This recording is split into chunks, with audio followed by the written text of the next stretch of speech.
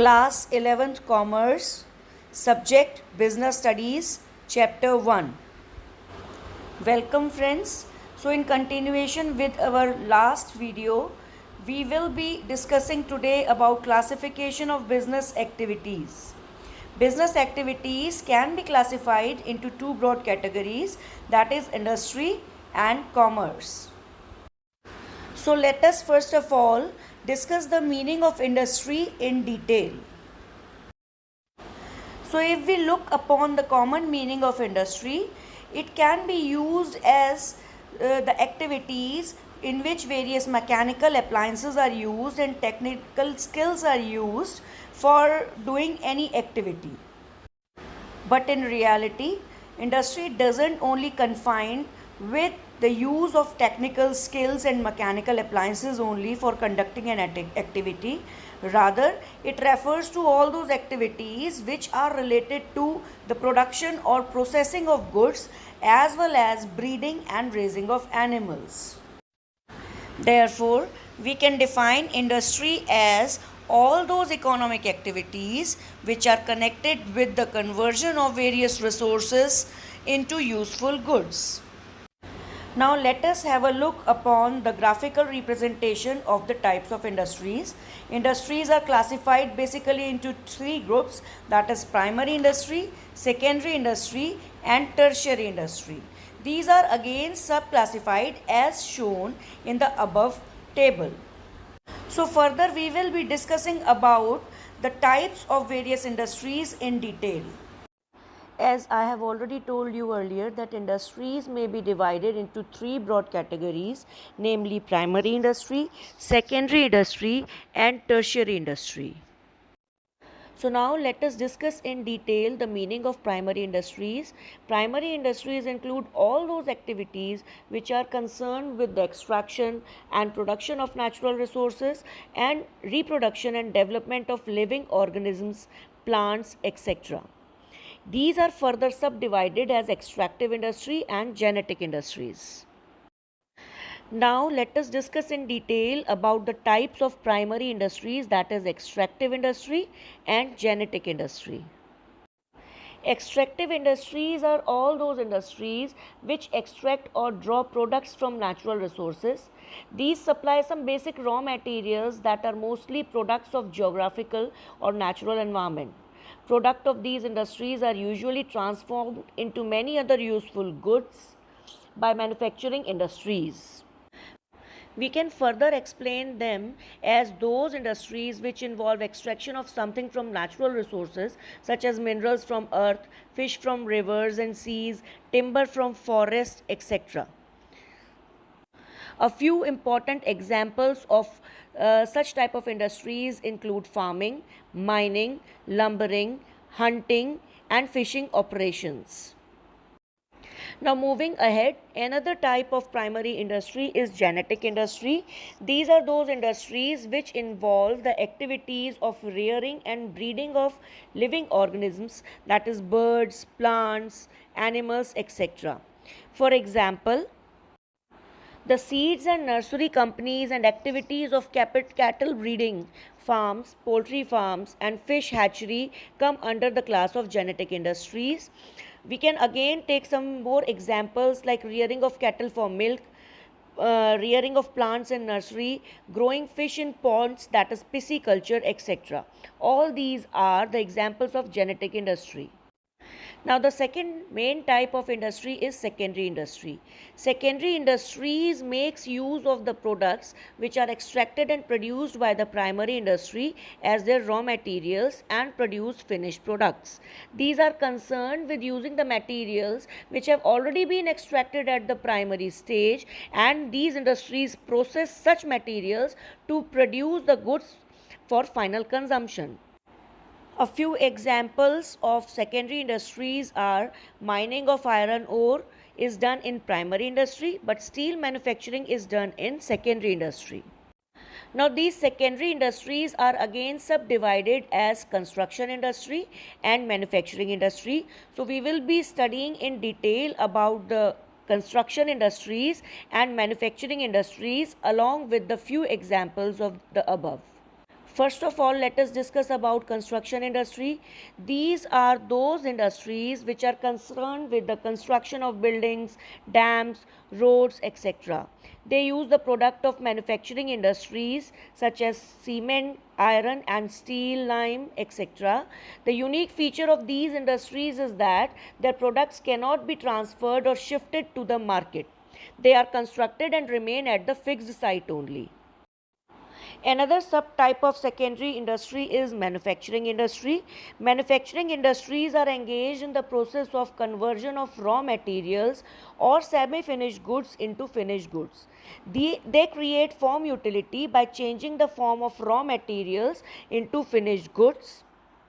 For example, timber is converted into furniture, iron into steel, sugarcane into sugar, cotton into cloth, etc. The manufacturing industries are again subdivided into four categories comprising of analytical industry, synthetical industry, processing industry and assembly industry, which we will be discussing in detail ahead. First of all, we shall discuss about analytical industries.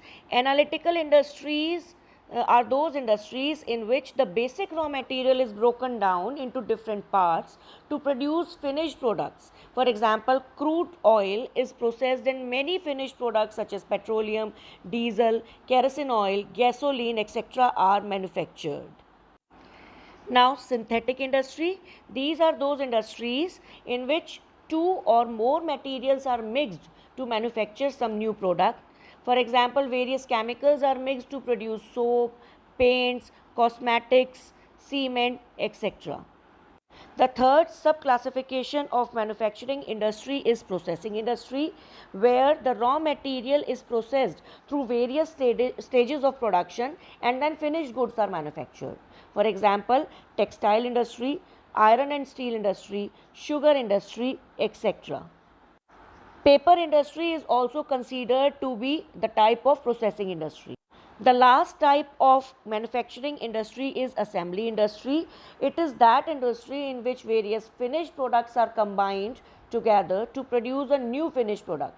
For example, manufacturing of computers, television, watches, automobiles, cars, etc.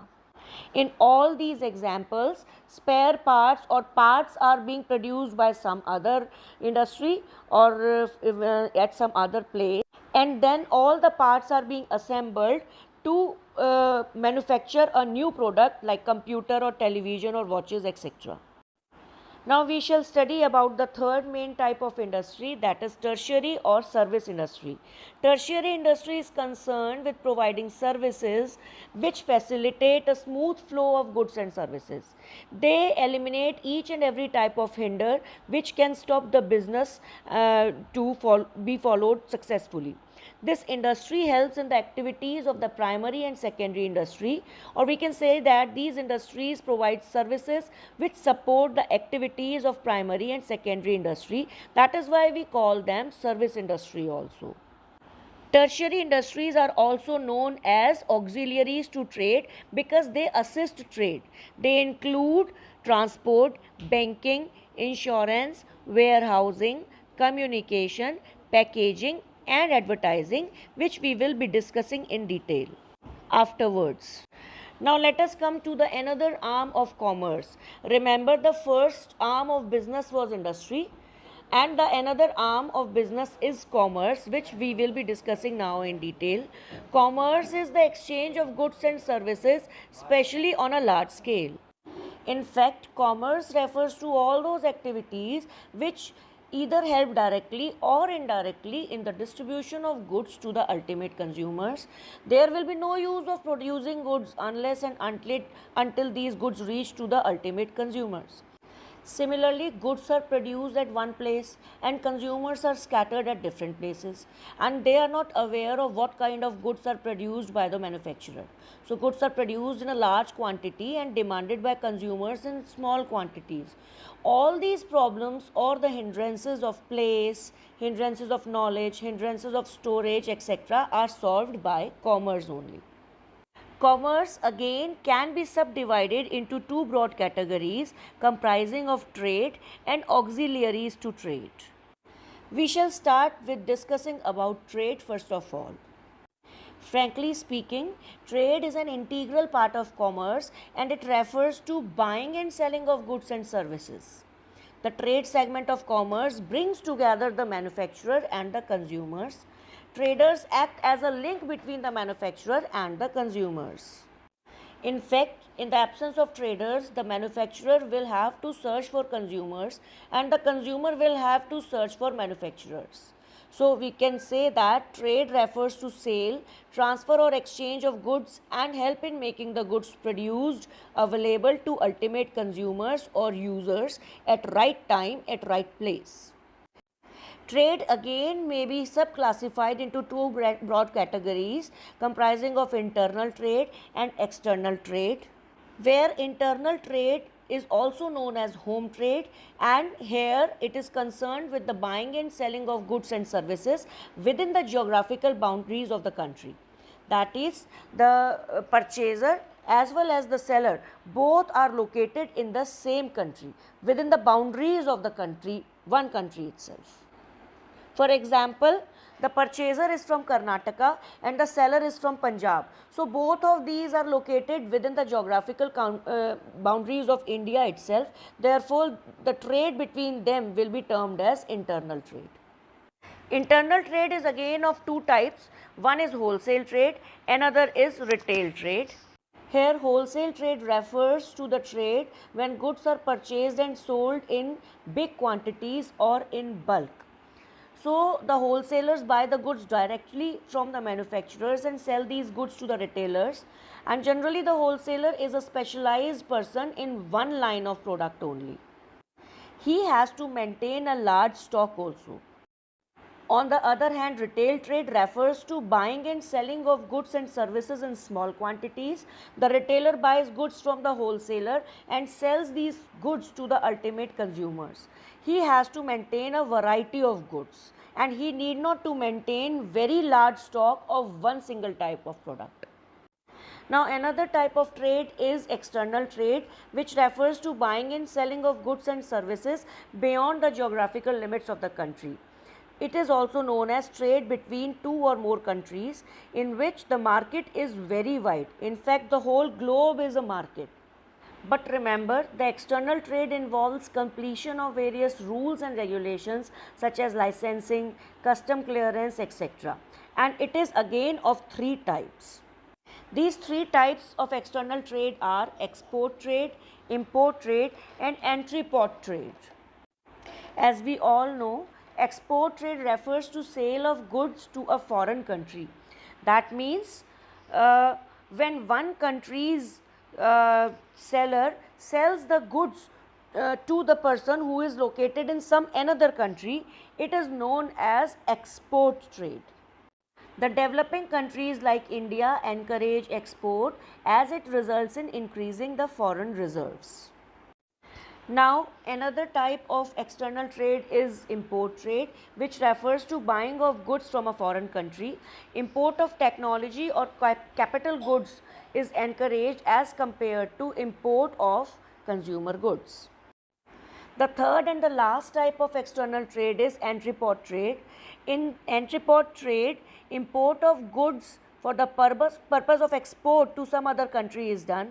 In it, the goods are purchased from a foreign country, but not for consumption in home country, but for selling these goods to some other foreign country. Like India purchases some goods from Canada to sell it to US. Now the second arm under classification of commerce is aids to trade. The first was trade which we discussed just now. Another is aids to trade or auxiliaries to trade. These comprises of banking, insurance, warehousing, transport and communication and advertising. Auxiliaries to trade means the activities which help in smooth flow of trade. These activities make buying and selling of goods more easy. These activities are known as services and together constitute service sector or tertiary sector of commerce. These help in removing various hindrances of trade which arise in production and distribution of goods. The common auxiliaries to trade are transport, banking, insurance, warehousing, and advertising. First of all, transportation. Transport refers to the movement of goods from one place to another. The production takes place at one place, whereas the demand for the product is in different parts of the country. This obstacle of place is removed by transport. For example, tea is produced in Assam and Darjeeling but is consumed in all the parts of the country. This is made possible only because of transport. Along with transport, communication is also an important service because it helps in exchange of information between producers, consumers and traders. The common communication services are postal service, telephone service, fax, internet, etc. Then banking and finance. No business activity can be undertaken unless funds are available for acquiring assets and meeting the day-to-day expenses. So banks and financial institutions provide credit facility, loan, etc. to provide finance for smooth flow of business activities. Thus, banking helps the business activities to overcome the problem of finance. Now, insurance. Businessmen have to bear various types of risks. Insurance provides protection from some kinds of risks such as risk of loss due to fire, due to theft, accident, etc. The insurance company provides protection to employees also against the risk of accident while working. A businessman has to pay a nominal amount of premium and in return they get compensation for the loss from the insurance company.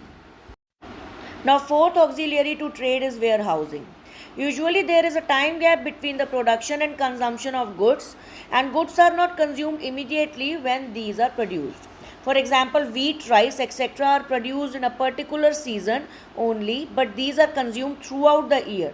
So they are to be stored safely. So special arrangements has to be made to store the goods to prevent the loss and to keep them fresh. Warehousing helps the businessman to overcome the problem of storage. It is also due to the warehousing only that prices are thereby maintained at a reasonable level. The last auxiliary to trade is advertising, which is one of the most important method of promoting the sale of a products, particularly consumers' goods. It helps in providing information about various goods available and inducing the customers to buy a particular item. In fact, advertisement spreads the awareness among the consumers regarding new goods and their uses. Thus, it is very good technique of sales promotion and improves the knowledge of customers.